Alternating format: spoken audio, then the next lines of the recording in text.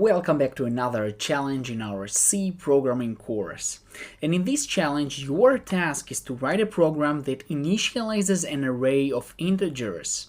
And these integers of this given array are simply digits representing your phone number. So for example, if your phone number is 1402945, let's say, then you should initialize an array of size 7, and every element of this array should simply be a digit of your phone number. So the first element of the array would be 1, the second element would be 4, and so on. And once you've initialized your array, the program should find out the maximum value, the maximum digit, right, in this particular array of numbers and print it out to the screen. So in this example, for this particular phone number that we have right now, the program should print that the maximum value, the maximum digit is 9. So good luck guys, and I'll see you in the solutions video.